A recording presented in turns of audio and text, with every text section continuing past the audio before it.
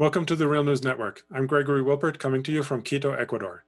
When President Trump signed the Tax Cuts and Jobs Act into law just before Christmas, the largest tax reform in decades, an important provision in this bill limited the amount of state and local taxes that individuals are allowed to deduct from their federal taxable income. This deduction will now be limited to $10,000. Although this provision affects mostly upper middle and upper income individuals in high tax states such as New York and California, it could have important ramifications for everyone in those states. Joining me to analyze the ramifications and what can be done about it is Dean Baker. Dean is a co-director of the Center for Economic and Policy Research and is the author of Rigged: How Globalization and the Rules of the Modern Economy Were Structured to Make the Rich Richer. Welcome back, Dean. Okay, thanks for having me on. As I said in the introduction, many analysts, including yourself, are predicting that the limiting of state and local tax deductions to $10,000 will have an effect that goes beyond the upper middle and upper class who actually take advantage of these deductions. Why is it? What other consequences might this provision have? Well, the basic story is that as it stands now, where you have currently 39.6% federal tax rate for higher income people, in effect, the federal government picks up much of the state and local taxes that high income people are paying. So what that means is if the state, say state of California, state of New York, that do have progressive income taxes, if they're taxing $10,000 of a higher income person's income, the federal government in effect is refunding $4,000 of that on federal income taxes. But if you limit this so that higher income people are above that $10,000 cap, you can now deduct up to $10,000 of state and local taxes, including property taxes, then that means there's a higher burden placed on these high income individuals. Now, many of us, myself included, don't especially care about that, but the point is these are powerful people. So 2 points I'd make on that. One is you could be absolutely sure they'll be much more resistant for future tax increases, knowing that dollar for dollar it's out of their pocket. But in many cases, they'll be pushing for lower taxes, and they will likely get it. So what that will mean is there's less money for state services, for state Medicaid programs, for education, for other benefits that these states provide, as opposed to, say, a state like Mississippi, Louisiana, lower tax states where this would not be an issue.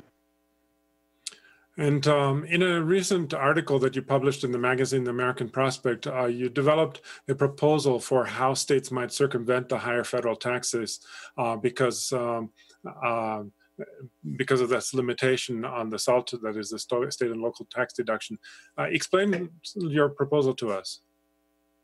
Basic story is that states could have a employer-side payroll tax as a substitute for at least a portion of their income tax. Now, it's a little complicated because insofar as people are getting money from stocks, from rent, whatever, no reason to touch that. But the idea is that, let's say a state has a 5% income tax. What you would do is instead replace that with a 5% employer-side payroll tax. So take someone who's earning $200,000 a year. Currently, they get that $200,000 check from their employer, and 5% of that $10,000 goes to the state government for state taxes. Instead of that, you say, okay, we're going to impose a 5% employer-side payroll tax. So the employer is going to send $10,000 to the state. Now, what most economists will say is, well, employers don't care whether they pay money to the worker or money to the government.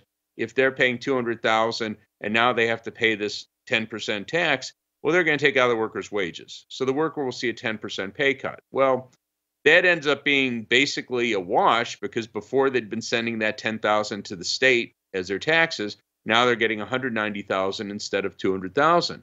The big difference here is before they were sending that $10,000 to the state government as taxes, they were still paying the federal tax on it. Now they're not going to have to pay the federal tax on it. So in effect, preserves the tax deductibility of state and local income taxes. So that's the point here, that basically it gets around this effort by the Republican Congress and President Trump to make people in high tax states like California and New York pay higher taxes.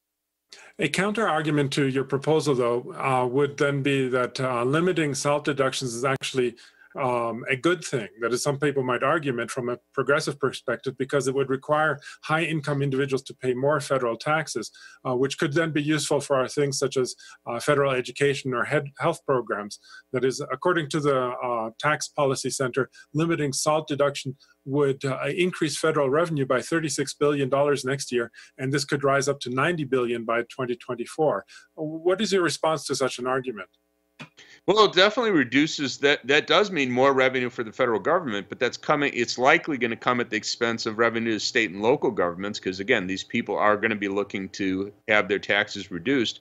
And keep in mind, you're only doing that in high tax states. So it's people in New York and California who are paying more money, not people in Louisiana, not people in Mississippi, not people in other lower tax states. So this is quite explicitly designed as a way to hit high tax states. I mean, I think it's fine. Our wealthy people should be paying more, but not because they live in a state that's trying to provide benefits to more moderate income people. So by all means, great, let's have a tax increase on high income people, but not just high income people who happen to live in states that provide social services to low income people. That's what this is doing here. So couldn't one say that your proposal is an effort to game the tax system? That is, instead of having individuals game it, it would be the states doing so. And isn't that something that should be discouraged, considering how gaming the tax system is an important reason that tax revenues aren't as high as they ought to be? Absolutely, it's an effort to game the tax system. This tax act was an incredibly cynical proposal by the Republicans, and this is a cynical response by state governments. So it was designed to screw higher tax states that try and provide decent benefits for low and moderate income people. And it's totally appropriate to turn around and go, okay, well, guess what, guys? You weren't too bright. We outsmarted you. You didn't do what you wanted to do. So as a general rule, absolutely, we shouldn't be looking to have state and local governments trying to screw the federal government out of their taxes. And I would hope that we would get Congress, perhaps a future president, to go back and redesign this in a way that the state and local governments and federal governments are working together. But my quip on this is that given what we're faced with, why should Donald Trump be the only person who doesn't pay income taxes? So finally, Dean, do you see any movement on the part of the states, I mean, particularly high tax states such as California and New York, to somehow move in the direction that you're proposing? Absolutely. I know in California, there's already a state legislator who introduced something somewhat different than this, but along the same lines, with the idea to reduce their tax liability. And I've had a number of aides to New York representatives also ask me about this. So there's definitely interest, and I'll be very surprised if someone doesn't move on it. And of course, if one state moves on it, people in other states will be asking the questions, why are we being suckers? So I think this is very likely to take off, and I think it'll have a very large impact. Okay. Well, I was speaking with Dean Baker, co-director of the Center for Economic and Policy Research. Thanks again, Dean, for having joined us today. Thanks for having me on. And thank you for joining the Real News Network.